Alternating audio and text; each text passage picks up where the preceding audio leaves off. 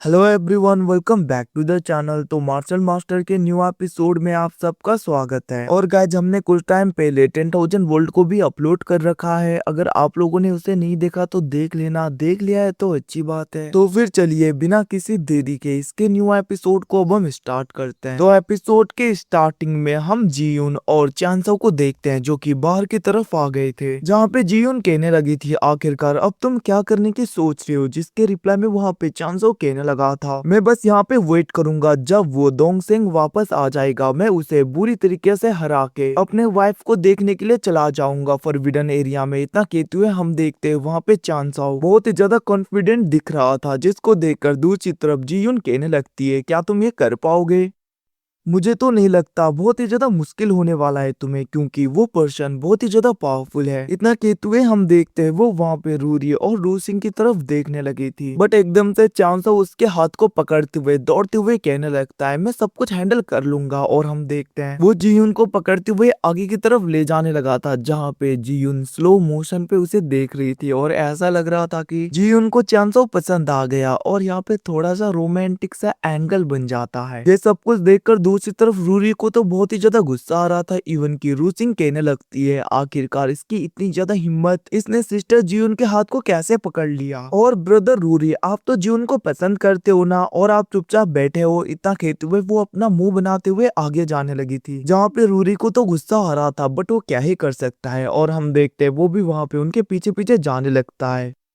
दूसरी तरफ हम चांसाओ को देखते हैं जो कि जीवन के साथ में एक जगह पे पहुंच गया था और वहीं पे रूरी और रूसिंग भी पहुंच जाते हैं, जहां पे पहुंचने के बाद में चांसाओ चिल्लाते हुए कहने लगता है आखिरकार सू डोंगसेंग है कहाँ पे, डोंगसेंग को बाहर बुलाओ, मुझे उसे बहुत ही बुरी तरीके से पीटना है। इतना कहते हुए वो बहुत ही ज्यादा जोर जोर से चिल्ला रहा था, जिसको देखकर जी फैमिली के कुछ गार्ड्स आ जाते हैं और वो लोग कहने लगे थे आखिरकार किसकी हिम्मत हुई जी फैमिली के टेरिटरी के अंदर आके ऐसे चिल्लाने की। इतना कहते हुए वो सारे सोल्जर्स गुस्सा हो रहे थे, बट वो लोग जैसे ही वहाँ पे रूरी और रूसिंग को देखता है वो लोग एकदम से शांत हो गए थे और वो लोग ग्रीट करते हुए कहने लगते हैं यंग मास्टर रूरी और यंग मास्टर रूसिंग। इतना कहकर वो लोग ग्रीट करने लगे थे। वहीं पे दूसरी तरफ हम देखते हैं रूरी आगे बढ़ते हुए कहने लगता है ब्रदर न्यू, हमें वापस चले जाना चाहिए, यहाँ पे आप ज्यादा ट्रबल क्रिएट मत करिए, क्योंकि अगर आप ऐसा ही करते रहोगे तो मैं हर वक्त आपके साथ में नहीं रह सकता। जिसको सुन के हम देखते वहाँ पे चांसाओ को फर्क नहीं पड़ता, वो रूरी को पीछे की तरफ करते हुए कहने लगता है मैं सीरियस हूँ, मैं यहाँ पे डोंगसेंग को आज बहुत ही ज्यादा बुरी तरीके से हरा के जाऊंगा। इतना कहते हुए हम देखते वो चिल्लाते हुए कहने लगता है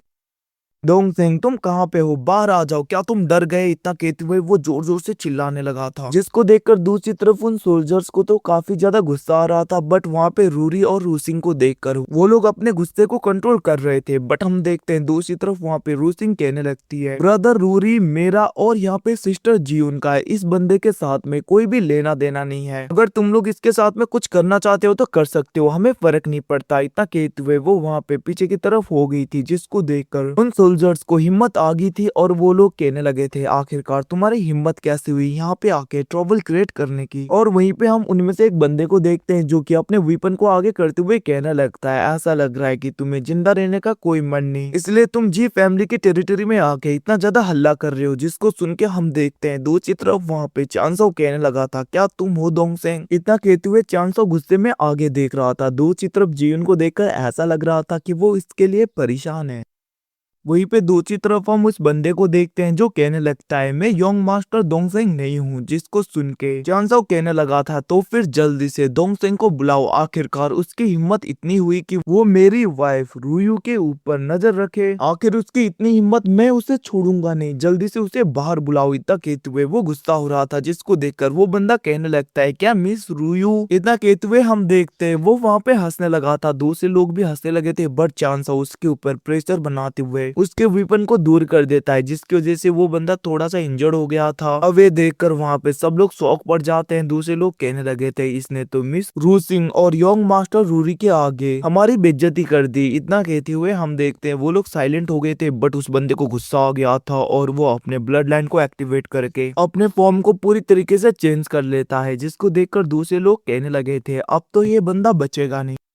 और वहीं पे हम देखते हैं वो बियर कहने लगा था, मतलब कि वो भालू कहने लगता है मैं तुम्हें छोड़ूंगा नहीं। इतना कहते हुए हम देखते हैं वो अपने बीस्ट फॉर्म से डायरेक्टली चांसो के ऊपर अटैक करने के लिए जाने ही वाला था, बट हम देखते हैं उससे पहले ही चांसो उसे पकड़ के पटकने लगता है इधर उधर। मतलब कि चांसो उसकी बहुत ही ज्यादा बुरी तरीके से पिटाई कर रहा था, जिसके बाद में हम देखते हैं वो उसे दूर फेंकते हुए कहने लगता है अब तुम्हारा यंग मास्टर नहीं आएगा क्या? आखिरकार दोंगसेन कहाँ पे है, उसे बाहर बुलाओ। इतना कहते हुए वो चिल्ला रहा था, तभी हम देखते हैं बहुत ही ज्यादा स्पीड में एक बंदा आ जाता है और वो कहने लगा था तुम्हारी इतनी हिम्मत, तुम मेरे यंग मास्टर को इतनी ज्यादा गालियां दो यहाँ पे। इतना कहते हुए हम देखते हैं वो चांसो के ऊपर बहुत ही ज्यादा तेजी में अटैक करने लगा था, बट चांसो बहुत ही आसानी से उसके हर एक अटैक को रोकने लगता है और वो कहने लगता है ओ तो तुम यहाँ पे दोंगसेन के पालतू कुत्ते हो। जिसको सुन के वो बंदा और भी ज्यादा भड़क गया था और वो कहने लगता है तुम्हारी औकात नहीं यंग मास्टर दोंगसेन के बारे में कुछ भी बोलने की। इतना कहते हुए वो लगातार उसके ऊपर अटैक करने लगा था, बट हम देखते हैं चांसो बहुत ही ज्यादा जोर से उसके पैर पे अपना पैर मारता है, जिसकी वजह से उसे बहुत ही ज्यादा दर्द हो रहा था और वो एकदम से पीछे की तरफ हो जाता है। जिसके बाद में हम देखते हैं वो बंदा बहुत ही ज्यादा गुस्सा होते हुए कहने लगा था तुम्हारी इतनी हिम्मत। और हम देखते हैं वो अपने स्पीयर को बाहर निकालते हुए बहुत ही ज्यादा गुस्से में डायरेक्टली चांसो के ऊपर अटैक कर देता है और वो स्पीयर बहुत ही ज्यादा क्लोन्स बनाते हुए चांसो के ऊपर अटैक कर रहा था, बट चांसो अपने एनर्जी को रिलीज करते हुए अपने चारों ओर एक बैरियर को बना लेता है और बहुत ही आसानी से उन स्पीयर को रोक रहा था। इतना ही नहीं, चांसो अपने ब्लड लाइन की एनर्जी को भी एक्टिवेट करने लगता है, जिसकी वजह से हम देखते हैं उन स्पीयर के अंदर थंडर एनर्जी जा रहा था, इवन की उन लोगों के ऊपर भी थंडर स्ट्राइक होने लगता है, जिसकी वजह से वो लोग पीछे हो गए थे। इवन की दूसरी तरफ हम देखते हैं वहां पे रूरी और रूसिंग की तरफ भी कुछ थंडर स्ट्राइक आने लगे थे। वहीं पे दूसरी तरफ हम उस बंदे को देखते हैं जो कि और भी ज्यादा गुस्सा हो गया था और वो अपने सारे स्पीयर्स को फिर से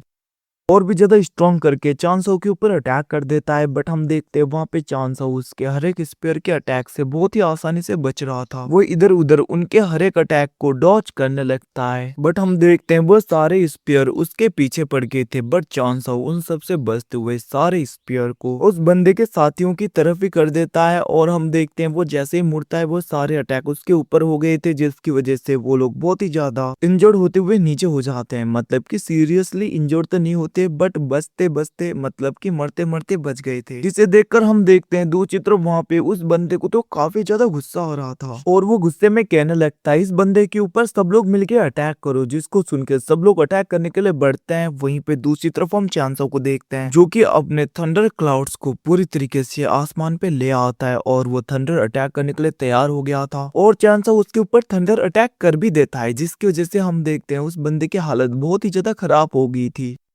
वो अच्छे तरीके से वहां पे खड़ा भी नहीं हो पा रहा था और वो नीचे गिर जाता है। हाँ गाइस, इसी के साथ में एपिसोड यहीं पे खत्म होता है। Thanks for watching, bye bye, see you again. मिलते हैं अगले एपिसोड में, तब तक के लिए टेक केयर, अपना ख्याल रखना, बाय बाय।